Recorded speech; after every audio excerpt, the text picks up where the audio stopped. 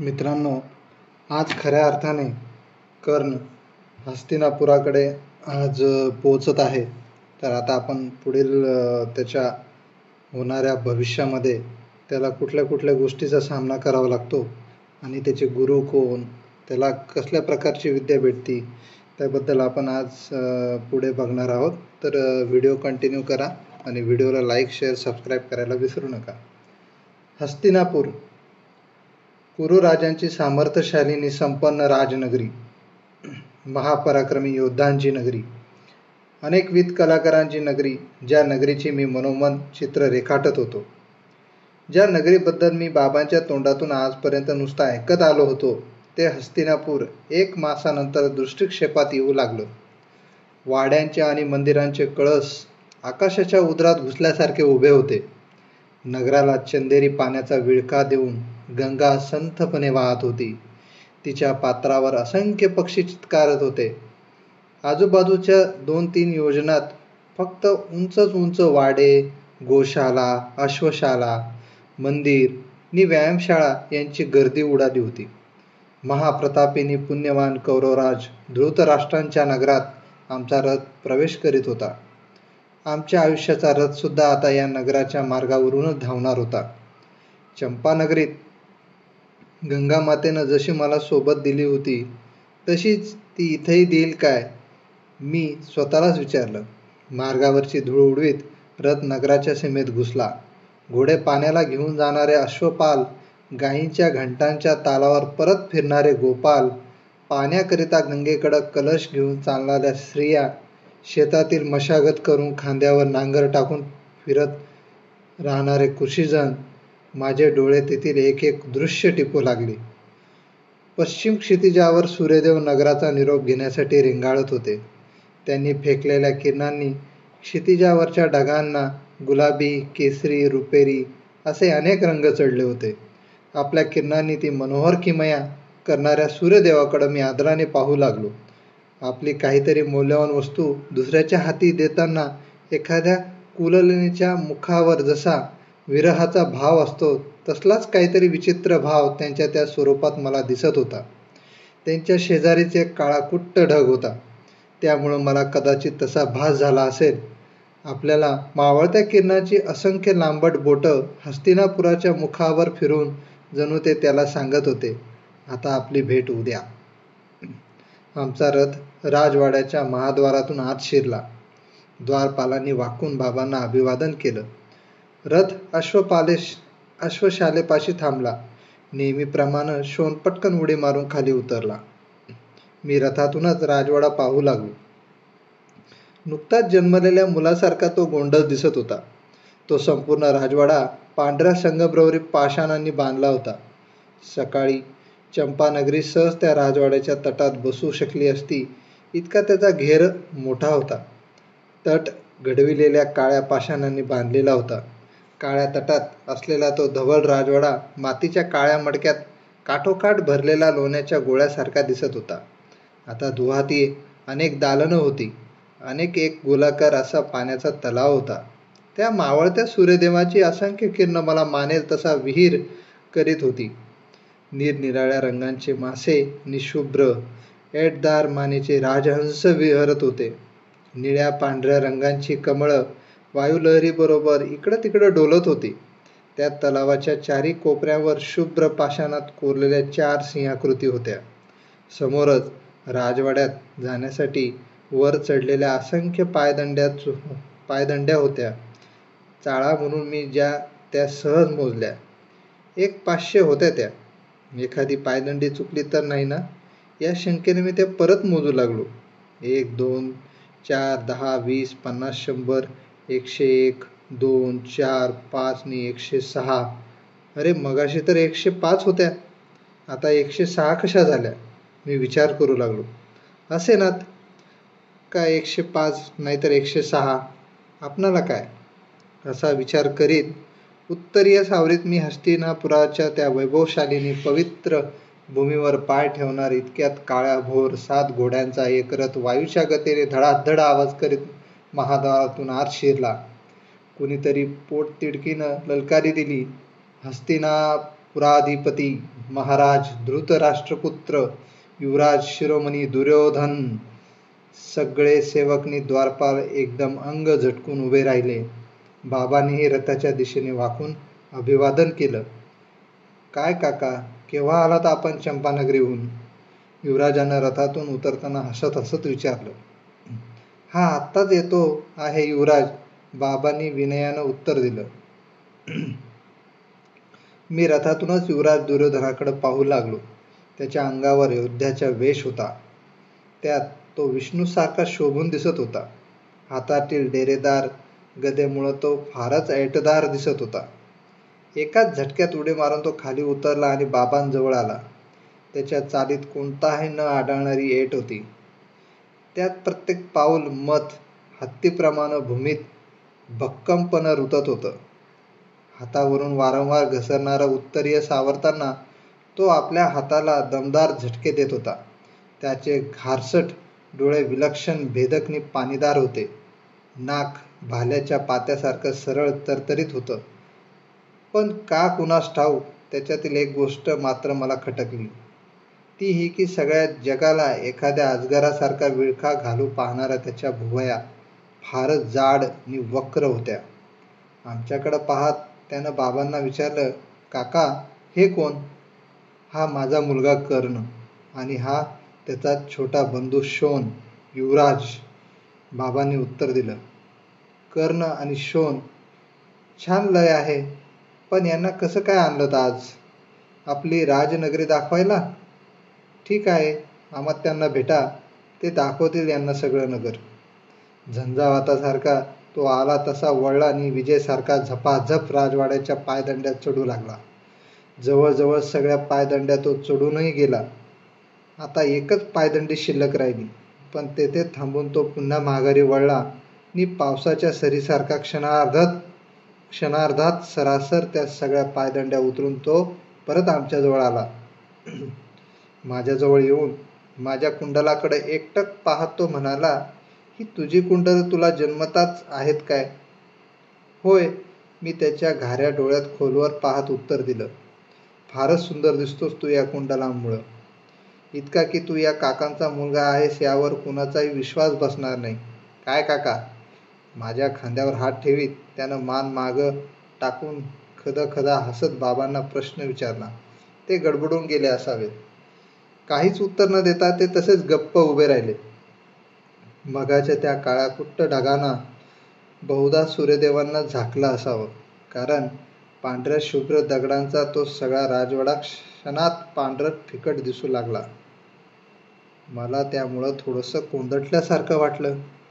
युवराज दुर्योधन आला तसा परत झपाझप पावलं टाकीत पायदंड्या चढून निघूनही गेला. आम्ही दोघंही त्याच्याकडे पाहतच राहिलो. त्याची पाठमोरी आकृती हळूहळू अस्पष्ट होत गेली. थोड्या वेळापूर्वी झाकाळलेलं आकाश आता निवळलेलं असावं, कारण अस्पष्ट दिसणाऱ्या पायदंड्या पुन्हा स्पष्ट दिसू लागल्या. बाबा रथशाळेत रथ सोडून आले. पायदंड्या चढण्याचा त्रास नको म्हणून शोणाला त्यांनी आपल्या दालनात पोहोचतं केलं.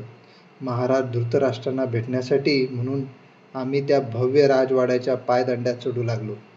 त्या पायदंड्या चढताना माझ्या मनाच्या मंदिरात स्मृतींची घंटा घणघणू लागल्या. बाबांनी अशाच केव्हा तरी सांगितलेल्या कुरुवंशातील पराक्रमी पूर्वजांच्या गोष्टी मनाच्या खोल गाभाऱ्यातून उफाळून एकाएकी वर येऊ लागल्या. भीती, कुतूहल, आदर, संकोच आणि श्रद्धा अशा अनेक विचित्र भावनांनी माझं मन भरून येऊ लागलं. सोमवंशातील पराक्रमी महाराज हस्ती यांनीच हे नगर गंगेचं विपुल आणि स्वच्छ पाणी पाहून फार वर्षापूर्वी इथं बसविलं होतं. त्यांचे पणतू महाराज कुरु इतके पराक्रमी निघाले की त्यांच्या नावानंच प्रजाजन पूर्वीच्या सोमवंशाला कुरुवंश म्हणून ओळखू लागले. त्यांच्या वंशजांना कौरव म्हणून मानू लागले. त्या महापराक्रमी महाराज कुरूंनीच हा वाडा बांधला होता. ज्या सोमवंशात बुद्धिमान मनू, पुरुष श्रेष्ठ पुरुरवा, इंद्रला सुद्धा शरणागती पत्करायला लावणारे नहुष, आपल्या दिग्विजयानं सारा आर्यावर्त दणाणून सोडणारे ययाती, त्यांचे पराक्रमी पुत्र यदू नि पुरू, जनमेजय, अहंयाती, देवातिथी, दुष्यंत, भरत, हस्ती आणि अजमेड यांसारखे तेजस्वी महाराज झाले होते. त्या सोमवंशांचा आपल्या कर्तृत्वानं प्रजांना विसर पडायला लावणारे महाराज कुरु किती विक्रमी गुणसंपन्न असले पाहिजेत. कसे असतील ते महाराज कुरु. पण महाराज कुरुच का? त्यांच्यानंतर तरी या राजवाड्यावर काय कमी पराक्रमी राहिले होते? विदुरथ, अनश्वन, परीक्षित, भीमसेन, परिश्रवस अशी एकापेक्षा एक पराक्रमी महाराजांची मालिकाच या कुरुकुलात तयार झाली होती. महाराज कुरु म्हणजे त्या कुरुकुलाचं भूषणच होते. एका मत्स्य कन्येशी विवाह करणारे परिश्रवस महाराजांचे पुत्र शंतनू यांनी तर कुरुकुलात एक नवाच आदर्श घालून दिला होता. एवढ्या अमाप राज्यवैभवावर यकश्चित्त म्हणून लाथ मारणारे त्यांचे बंधू महाराज देवापी म्हणजे तर कुरुकुलाच्या परंपरेचा साक्षात कळसच. किती विविध प्रकारच्या विजयाच्या आनंदानं धुंद झालेले एक एक दिवस या राजवाड्यानं पाहिले असतील.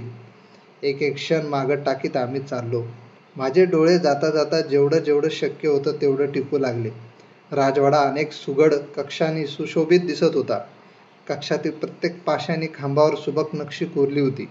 खांब एकेका अखंड गंडकी पाषाणातच घडविले होते. कक्षांच्या भिंतीवर कुरुकुलातील पूर्वजांच्या जीवनप्रसंगावरील अनेक सुंदर चित्र रेखाटलेली होती.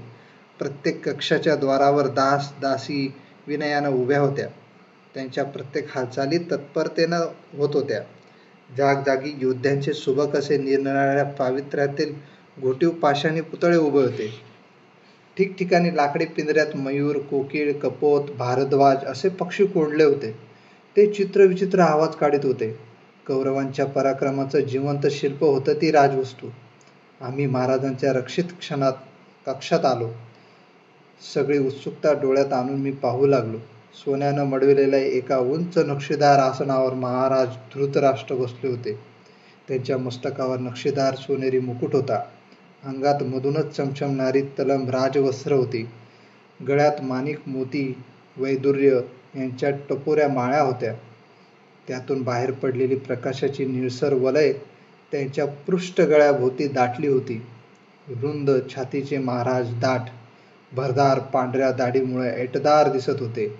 पण त्यांच्या डोळ्याभोवती काळी वलय होती. डोळे मिटल्यासारखे दिसत होते.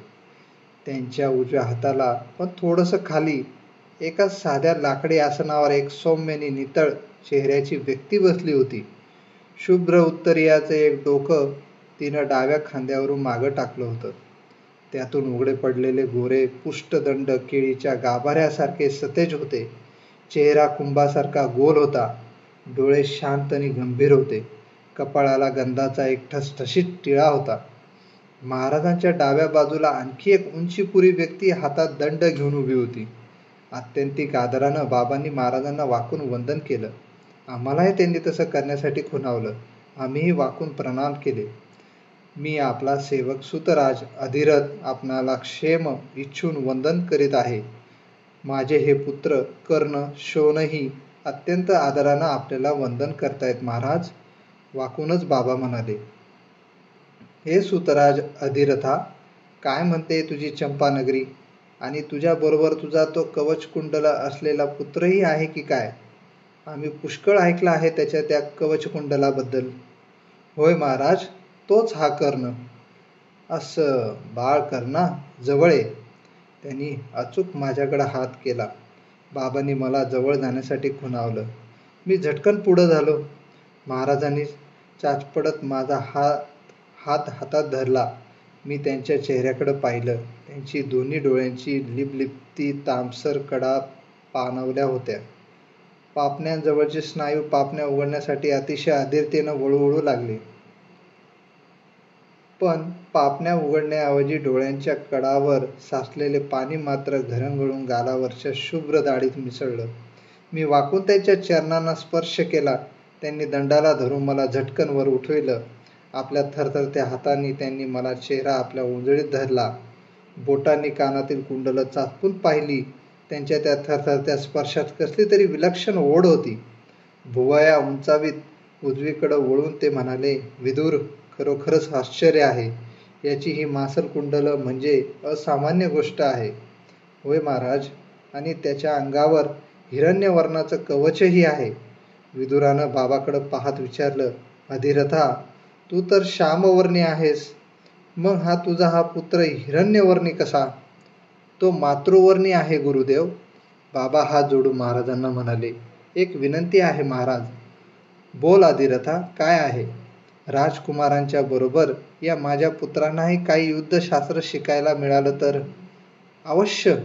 अधिरथा, असाच जा आणि गुरु द्रोणांना भेटून यांची नावं त्यांच्या युद्धशालेत आत्ताच घालून टाक. डावीकडं उभा असलेल्या उंच व्यक्तीला महाराज म्हणाले, ऋषवर्मा यांना लागेल ती मदत करा. आज्ञा महाराज. राजदंड जराही न वाकविता अमात्य ऋषवर्मांनी वंदन केलं. महाराजांना वंदन करून आम्ही बाहेर पडलो. वळणापूर्वी मी विदुरांकडे पाहिलं. त्यांच्या भव्य कपाळावर एक बारीकशी आठी उठलेली मला दिसली. कुठंतरी लांबसर पाऊस पडत असला की कधी कधी निरभ्र आकाशात सुद्धा नुसतीच वीज चमकून जाते, तशी ती मला वाटली. आम्ही नगरातून युद्धशाळेकडे चाललो. मी बाबांना विचारलं, महाराजांच्या डोळ्यांना काय झालं आहे? ते अंध आहेत बाळ, आणि म्हणून त्यांच्या पत्नी राजमाता गांधारी देवी सुद्धा समदुःखी होण्यासाठी डोळ्यांना वस्त्र बांधून हे जग पाहण्याचं टाळतात. राजमाता गांधारी देवी? होय, युवराज दुर्योधनाची माता. त्यांना आणखी 99 पुत्र आहेत. आता युद्धशालेत तू त्या सर्वांना पाहशीलच. महाराज पांडूंचे पुत्र पांडवही तुला आता पाहायला मिळतील. पांडव? होय, या राज्याचे खरे अधिकारी कौरवराज महाराज पांडू होते, पण ते अकालीच वारल्यामुळं हे राज्य त्यांचे बंधू महाराज धृतराष्ट्र यांच्याकडे आलं. त्या महाराज पांडूचे जे 5 पुत्र आहेत त्यांनाच नगरजन पांडव म्हणतात. म्हणजे कुरुकुलात 105 राजकुमार आहेत, तर एकूण 5 पांडव आणि 100 धार्तराष्ट्र. इतके राजकुमार एकमेकांशी कसे वागत असतील याचं कुतूहल माझ्या मनात निर्माण झालं. आणि 2 महाराज आणि एक पितामह भीष्म. बाबा म्हणाले, 2 महाराज कोण? एक महाराज धृतराष्ट्र आणि दुसरे विदुर. विदुर महाराज कसे? मगाशी तर तुम्ही त्यांना गुरुदेव म्हणालात. होय बाळ, महाराज धृतराष्ट्रांचे गुरुदेव विदुर हे बंधू आहेत, पण त्यांनी राजसन्यास घेतला आहे. संन्यास? संन्यास म्हणजे काय? संन्यास म्हणजे त्यांनी सगळ्या गोष्टी सोडून दिल्या आहेत. हे राज्य, हा राजवाडा, हे वैभव यापैकी कशावरच त्यांनी अधिकार सांगितलेला नाही. मग ते इथं कसे राहतात? आपल्या आंधळ्या भावाचा राज्यकारभार लंगडा पडू नये म्हणून. त्यांच्या प्रत्येक शब्दाला इथं मान आहे. तसाच पांडवांची माता राजमाता कुंती देवींनाही. राजमाता कुंती देवी? मी काहीतरी प्रश्न विचारणार होतो तितक्यात कडेच्या कुंजातून एक कोकिळ जोरजोराने कुहू कुहू करीत अशोकाच्या झाडावर भरकन उडाला आणि आमच्या डोक्यावरून निघूनही गेला. मी त्याच्याकडं पाहिलं. मला भगदत्ताची आठवण झाली. तो एकदा म्हणाला होता की सप्तस्वरात ताना मारणारा कोकिळ कावळीच्या घरट्यात वाढत असतो, कारण त्याच्या आईनंच त्याला कावळीच्या घरट्यात जन्म घ्यायला लावलेलं असतं. किती वेडा आहे हा भगदत्त. अरे, कोकिळ कुठं वाढतो याच्याशी काय करायचं आहे? योग्य काल येताच आसमंत दणाणू सोडणारी त्यांची तान ऐकू आली म्हणजे झालं. चालत चालत आम्ही एका भव्य मंदिराजवळ आलो. ते मंदिर भगवान विष्णूचं होतं. त्याचा कळस सोन्याचा होता. मावळत्या किरणात तो कळस आकाशाच्या निळ्या पार्श्वभूमीवर झळाळत होता. सोनेरी किरण परावर्तित होत होते. महाराजांनीच तो कळस बसविला आहे. त्या कळसाकडे बोट दाखवीत बाबा म्हणाले. मी विचार करू लागलो, या मंदिराला सोन्याचा कळस बसविणारा इथला राजा आंधळा आहे. हे अफाट वैभव त्याचं आहे, पण ते त्याला डोळाभर कधीच पाहता येत नाही. आंधळ्या राजाला एवढं वैभव देऊन ते न पाहता येईल अशी क्रूर व्यवस्था करणारं दैवच आंधळं नाही का? 100 मुलगे आणि हे एवढं अमाप राजवैभव असलेल्या या राजाला भाग्यवान म्हणायचं की सगळे पाहण्यासाठी डोळे नाहीत म्हणून अभागी म्हणायचं? आपले 100 पुत्र हा आंधळा पिता कसा काय ओळखत असेल? आणि सर्वात महत्त्वाचं म्हणजे डोळे नसतानाही या एवढ्या अफाट साम्राज्यावर तो लक्ष कसं ठेवीत असेल. छे, काही काही प्रश्न उत्तरच देता येत नाही. बाळ गेल्याबरोबर गुरुदेवांना लागलीच वंदन कर. बाबांनी जाता जाताच मला सूचना दिली. बाबा कसे दिसतात हो गुरुदेव? मी उत्सुकानं विचारलं. कसे म्हणून सांगू, आता बघशीलच तू त्यांना. आम्ही लगबगीनं चालू लागलो. नगरातील रस्ते नगरजनांनी फुलून गेले होते. दोह बाजूस उंच उंच प्रासाद उभे होते. मंदिराचे कळस आकाशाच्या पोटात घुसले होते. तिथल्या घंटांनी वातावरण भारून टाकलं होतं. मार्गावरून अश्वपाल घोडे घेऊन आणि स्त्रिया घडे घेऊन पाण्यासाठी गंगेकडे जात होत्या. बाजारपेठा गजबजू गेल्या होत्या. पुष्कळ चालून आल्यानंतर आम्ही एका प्रचंड लोखंडी महाद्वाराजवळ आलो. त्यांच्या दोन्ही बाजूंना काळ्या रंगाच्या पाषाणांचा तट दूरवर निमुळता होत गेला होता. महाद्वाराच्या भव्य कमानीवर त्रिकोणी भगवा ध्वज फडफडत होता. द्वारपालांनी आम्हाला पाहताच वंदन केलं. आम्ही वाकून आत गेलो. ती कुरूंची युद्धशाला होती. आत सभोवती मोठी दालनं होती आणि मधोमध एक योजन घेराचा एक भव्य आखाडा होता. त्यांचे अनेक भाग पडले होते. एका बाजूला मल्लांसाठी आखाडा होता. त्यात तांबड्या रंगाची बारीक माती गोलाकार पसरली होती. अनेक मल्ल युवकांच्या जोड्या त्यात एकमेकांवर डाव प्रतिडाव करीत झुंजत होत्या. त्या आखाड्याच्या मध्यभागी एक थोराड अंगाचा गौरवर्णी युवक दंड थोपीत गोलाकार नाचताना दिसला. त्याच्या जवळपास कोणीच फिरकत नव्हतं. हात उंचावून तो आखाड्यावर थैथै नाचत होता. कर्णा, तो राजपुत्र भीम बघ, आखाड्यात कसा सर्वांना आव्हान देत फिरत आहे. त्याच्याकडं बोट दाखवीत बाबा म्हणाले. दुसऱ्या बाजूला अश्वारोहणासाठी भव्य जागा मोकळी सोडली होती. त्या जागेत घोड्यांना रांगेत धावता यावं म्हणून चकोऱ्या आखल्या होत्या. त्यांना धावताना सतत अडथळा व्हावा म्हणून जागजागी खंदक खणले होते. काही खंदक पाण्यानं भरलेले होते. ठिकठिकाणी उंच उंच कुंपणं उभी केली होती. अनेक युवक ते सर्व अडथळे लिलया ओलांडून घोडी शिकविताना दिसले. पूर्वेकडील बाजूला खडगांचे हात करण्यासाठी असंच एक पटांगण केलं होतं. त्याच्या कडेच्या सगळ्या विविध आकारांची चिलखत आणि लहान मोठ्या ढाली टांगल्या होत्या. अनेक योद्धे खडगांच्या खणखणाट करीत होते. एकमेकावर दात ओठ खात तुटून पडत होते. पश्चिमेच्या बाजूला त्या आकाराचं एक गोलाकार पटांगण होतं. गदेच्या सरावासाठी त्यात काही युवक गदा पेलत होते. गर्जना करीत मंडलं घेत होते. शूल, तोमर, शतघ्नी यासाठी लहान मोठी अशी अनेक क्रीडांगणं त्या भव्य जागेत तयार केली होती. सभोवतीची दगडी दालनं अनेकविध शस्त्रांनी ठासून भरली होती. त्या आखाड्यावर कुठूनही पाहिलं तरी अगदी मध्यावर दिसेल असा एक उंच व लांब रुंद असा लक्ष्यवेधाचा दगडी चौथरा होता. त्या चौथऱ्यावर निरनिराळ्या आकारांची फुलांनी सजवलेली धनुष्य मांडली होती. एका बाजूला बाणांचे असंख्य भाते मांडून ठेवले होते. समोर अनेक लक्ष्य ठेवली होती.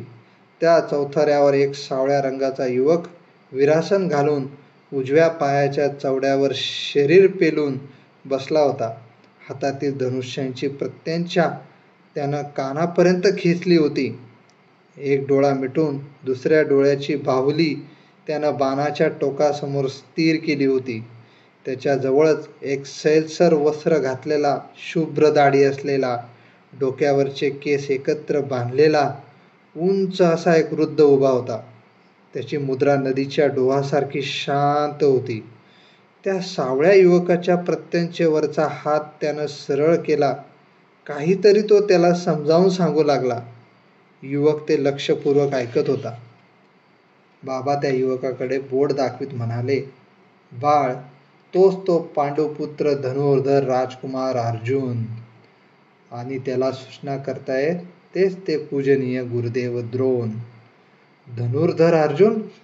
असे नका, पण त्याला यापेक्षा ऐटदार विरासन नाही का घालता येणार? एक विचार माझ्या मनात येऊ लागला. गुरुदेव द्रोण मात्र अशोक वृक्षासारखे भव्य वाटत होते. त्याच्या अंगावर शुभ्र वस्त्र त्यांच्या उंच शरीराला शोभून दिसत होती. आम्ही आखाड्यातील मार्गानं चौथऱ्याकडे चालू लागलो. भोवतीची पटांगण पाहून उगाच अंगातील उष्णता आपोआप वाढत असल्यासारखं मला वाटायला लागलं. आपणही आत उतरावं नि मंडल घेत आवेशानं गदेचे नि खडक्यांचे प्रहार समोरच्या प्रतिस्पर्ध्यावर करावेत. आपणही नाठाळ घोड्यांना नमवून त्यांच्या तोंडातून फेस येईपर्यंत त्यांना दामटावं, हत्तीची सोंड धरून त्याला पिसळावा आणि त्याला दमवून शेवटी त्याच्या पाठीवर आरूढ व्हावं. चौथऱ्यावर बसलेल्या त्या युवकाला दंडाला धरून उठवावं नि विरासन कसं ऐटदार घालायला हवं हे एकदा नीटपणं त्याला दाखवून द्यावं. मल्लविद्येच्या आखाड्यात उगाच रानवट रेड्यासारख्या फेऱ्या मारणाऱ्या त्या दांडगट भीमाशी हौदा खेळून त्याची रगही जिरवावी. आम्ही धनुर्विद्येच्या त्या उंच चौथऱ्यावर आलो. वर बसलेल्या राजकुमार अर्जुनानं एक बाण सोडला. समोरच्या दूरवरच्या लाकडी लक्षात तो सपकन घुसला. गुरुवर्य द्रोणांनी त्याच्या पाठीवर एकदम थाप मारली आणि ते आनंदानं गरजले, साधू अर्जुना, पण जवळ जाऊन तुझा तो सुचिरपर्ण बाण लक्षात कितपत घुसला आहे ते नीट पहा. अर्जुन आज्ञाधारकपणे उठला आणि दमदार पावलं टाकीत लक्षाच्या दिशेने निघून गेला. इतक्यात बाबा पुढे झाले. चौथऱ्याखालीच उभं राहून त्यांनी गुरुवर्य द्रोणांना वंदन केलं. मी गुरुवर्य द्रोणांकडे पाहिलं. ते पश्चिमेकडे तोंड करून उभे होते. संध्याकाळची मावळती किरणं त्यांच्या दाट शुभ्र दाढीवर पडल्यामुळे ती रुपेरी रंगात चमकत होती. दाढीचे भरगच्च लांब सडक केस सरळ पोटापर्यंत उतरले होते. त्यातील काही बटा वाऱ्यामुळे इकडं तिकडं भुरभुर उडत होत्या. कपाळावर दंडावर नि उघड्या पोटावर भस्मांचे पट्टे उभे होते. भव्य कपाळावर वार्धक्यामुळे आठ्याचं जाळं पसरलं होतं. नाक सरळ नि तरतरीत होतं. त्यांच्या भुवया सुद्धा पांढऱ्या शुभ्र होत्या. त्या खालचे डोळे मात्र विलक्षण आत्मविश्वासानं तळपळत होते. तरी त्यात शांतता होती. मोठ्या आदरानं वाकून मी त्यांना वंदन केलं. त्या गुरुवर्यांच्या देखरेखीखालीच माझं युद्धशास्त्राचं अध्ययन व्हावं अशी बाबांची इच्छा होती. हा माझा पुत्र कर्ण, बाबांनी त्यांना सांगितलं. माझी फार मोठी अपेक्षा होती की माझ्या कानातील कुंडलाबद्दल ते आता मला काहीतरी विचारतील. पण निर्विकारपणे ते नुसतेच म्हणाले, तुझा पुत्र अधिरथा. मग आज या युद्धशाळेत कसं काय आणलंस त्याला? आपल्या चरणावर घालण्यासाठी. माझ्या चरणावर कशासाठी? राजकुमारांबरोबर यालाही थोडंसं युद्धविद्येचं शिक्षण मिळालं तर. राजकुमारांबरोबर? अधिरथा, युद्धविद्या हे केवळ क्षत्रियांचं कर्तव्य आहे. तुझ्या पुत्राला हवं तर या युद्धशाळेत शिष्य कर कृपांच्या पथकात. पण त्याला राजकुमारांबरोबर कसं येईल शिकता? बाबांचा चेहरा क्षणकाल काळवंडला. काय बोलावं तेच त्यांना थोडा वेळ समजेना. शेवटी ते कसं तरी म्हणाले, जशी आज्ञा गुरुदेव. गुरुदेवांनी परत वंदन करून आम्ही परतू लागलो. वाटेत राजकुमार अर्जुन लक्षातील बाण काढून परतताना आम्हाला भेटला. मी त्याला निरखून पाहिलं. त्याचा रंग आकाशासारखा निरसळ होता. हनुवटी भाल्याच्या टोकासारखी निमुळती होती. त्याचे पाणीदार डोळे दोन्ही कानशिलाकडं निरुंद निमुळते होत गेले होते. त्याचे नाक सरळ तरतरीत होते. कपाळ थाळीसारखं भव्य होतं. भुवया रेखीव होत्या. त्याचा सगळा चेहराच कमालीचा बोलका होता. घंटेसारखा मधुर आवाज काढीत त्यानं बाबांना विचारलं, काय काका, आजच आलात का चंपानगरीहून? होय, या माझ्या पुत्राला कर्णाला घेऊन आलो. अर्जुनानं माझ्याकडे पाहिलं. माझ्या डोळ्यापेक्षा माझ्या कानातील कुंडलाकडे तो जास्त आश्चर्याने पाहत असावा. तो मला काहीतरी विचारणार होता तेवढ्यात आकाशातून एक कसलं तरी वेटोळ आम्हा दोघांमध्ये येऊन सपकन आदळलं. आम्ही सर्वजण दचकून 2 पावलं मागं झालो. सर्वांनी काहीशा भीतीने आणि बऱ्याचशा कुतूहलानं वर पाहिलं. वर राकट रंगाच्या एक गरुड आपले धिप्पाड पंख फडफडीत आकाशातून उभ्या आडव्या फेऱ्या मारित होता. मध्येच आपली भरगच्च मान वाकडी करून किनारी दृष्टीनं खाली जमिनीकडे पाहत होता. एक श्यामवर्णी भुजंग अगदी निश्चित पडला होता. त्याला परत उचलण्यासाठी बहुधा तो गरुड आकाशात फेऱ्या मारित असावा. आकाशातून पडल्यामुळे बधीर झालेला तो सर्प थोडा वेळ तसाच पडून राहिला. पण क्षणभरात वळवळत त्याच्या हाताच्या पंज्यासारखी फणा काढली. 2-3 वेळा फुटकार सोडत त्यानं आपली ऐटदार फणा इकडं तिकडं डोलविली आणि मग मात्र तो भिवून जीवाच्या आकांतानं वाटेल अशी वेडीवाकडी वळणं घेत वाट फुटेल तिकडं पळू लागला. विजेच्या गतीनं राजकुमार अर्जुनानं हातातील बाण धनुष्यावर चढविला आणि तो त्या सुसाट धावणाऱ्या सर्पाचा वेध घेऊ लागला. एवढ्या चौथ्यावरून कोणीतरी ओरडलं, "अर्जुना, हात खाली कर." त्या आवाजात मोठी शक्ती होती. अग्नीचा झटका बसल्यासारखा अर्जुनानं हात खाली घेतला. बाणाच्या वेगानं धावणारा तो सर्प क्षणार्धातच कडेच्या दगडी तटात कुठं दिसेनासा झाला. चौथऱ्यावरून परत ध्वनी घुमला, "अर्जुना, त्या आश्चर्यचकित सर्पाला मारण्यापेक्षा प्रथम तुझ्या स्वतःमधल्या सर्पाला ठेचून काढ. क्रोधाचा सर्प महाभयानक असतो. दुर्बलावर हात उचलू नकोस." आम्ही चौथऱ्याकडे पाहिलं. ते गुरुदेव द्रोण होते. एक उंच पण अत्यंत सौम्य चेहऱ्याचा युवक लगबगीनं अर्जुनाजवळ आला. त्याच्या पाठीवर हात ठेवत त्यानं त्याला अत्यंत मृदू स्वरात विचारलं, "असं कसं एकदम धनुष्य उचललंस पार्था?" अर्जुन गप्पच उभा राहिला. मी बाबांना तो उंच युवक कोण म्हणून डोळ्यांनी विचारलं. ते माझ्या कानाजवळ हळूच फुटफुटले, "ज्येष्ठ पांडव युधिष्ठिर." क्षणार्धात त्या भव्य आखाड्याचे सगळे शिष्य अर्जुनाभोवती जमा झाले. सगळेजण एकदमच त्याला काय झालं म्हणून प्रश्न विचारू लागले. मी त्या घोळक्यातून बाहेर आलो. आजूबाजूचा आखाडा बारकाईनं पाहू लागलो. कारण उद्यापासून मला तिथं शिकायचं होतं. पण एकच एक प्रश्न माझ्या मनात एकसारखा घोळत होता. मला राजकुमारांबरोबर का नाही शिकता येणार? गुरुदेव मगा म्हणाले की युद्धविद्या हे केवळ क्षत्रियाचं काम आहे. क्षत्रिय म्हणजे तरी काय? मी क्षत्रिय नाही का? आणि नसल्यास होऊ शकणार नाही काय? माझं आणि शोनाचं नाव शाळेत नोंदवून आम्ही त्या भव्य महाद्वाराबाहेर आलो.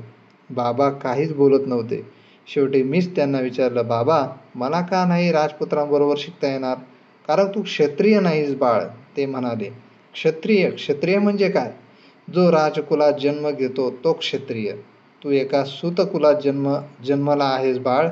समजवण्यासाठी त्यांनी माझा खांदा हळुवारपणे थोपटला. कुल? राजकुलात जन्मणाऱ्यांना काय सहस्र हात असतात. त्यांनाच का एवढं महत्त्व? तुला कळायचं नाही ते. उद्यापासून नियमितपणे या शाळेत येत जा. जे जे मिळेल ते शिकत जा. त्यांच्या उत्तरानं माझं समाधान झालं नाही. माझं मन वेड्यासारखं महाराज धृतराष्ट्र आणि गुरुदेव द्रोण यांची तुलना करू लागलं. प्रेमाने माझा चेहरा आपल्या उंजळीत घेऊन आपल्या नसलेल्या डोळ्यांनी मी माझी कुंडलं पाहण्याचा प्रयत्न करणारे या हस्तिनापूरचे महाराज धृतराष्ट्र कुणीकडं आणि माझा सुंदर कुंडलांचा साधा निर्देशसुद्धा न करणारे हे गुरुवर्य द्रोण कुणीकडं? खरोखरच या महाराजापेक्षा हे गुरुदेव कितीतरी वेगळे वाटतात. काय तर म्हणे दुर्बलावर हात उचलू नकोस. सर्पाला दुर्बल म्हणणारे हे कौरवांचे गुरुदेव शहाणे की व्यवहारशून्य? त्यांना माहीत नव्हतं काय की तो काळा सर्प क्षणार्धात त्या राजपुत्र अर्जुनाला काळा निळा करू शकला असता. अर्जुन आणि माझ्यात एक सर्प आडवा पडावा ही एक घटना मात्र अशुभच नव्हती काय? छे, मन तरी किती विचित्र असतं. तो केवळ एक योगायोग होता. पण गरुडाला पाहिलं की मला तो शोनाचा प्रश्न नेहमीच होता तसा आठवत होता. "दादा, तू जाशील का रे गरुड पक्षासारखा उंच उंच?" "वेड्या शोना, मी प्रत्यक्ष पाहिलं आहे की कधी कधी त्या गरुडाला सुद्धा आपल्या पक्षाच्या शोधासाठी कावळ्यासारखं या धरतीभोवतीच घोटाळावं लागतं. नाही पेक्षा तो नक्कीच आकाशात नेहमी उंच राहिला असता."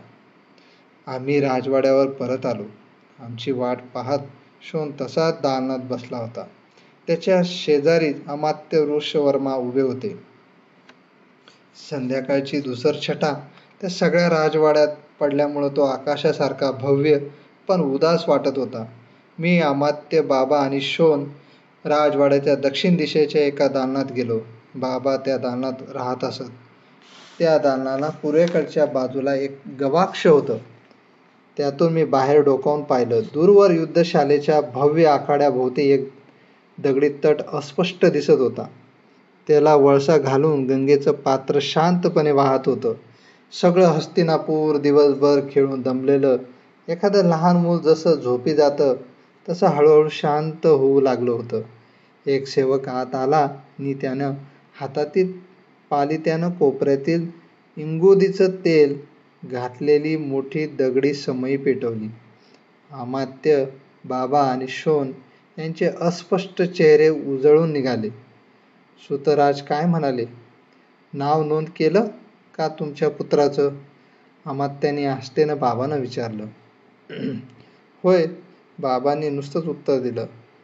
त्यांचं मन कसल्या तरी सखोल विचारात गुंतलं होतं. ठीक आहे, तुम्हाला जे लागेल त्याची सूचना बाहेरच्या सेवकाला द्या. मी येतो आता. अमात्य निघून गेले. पुढील भाग आपण पुढच्या व्हिडिओमध्ये बघू. तोपर्यंत धन्यवाद.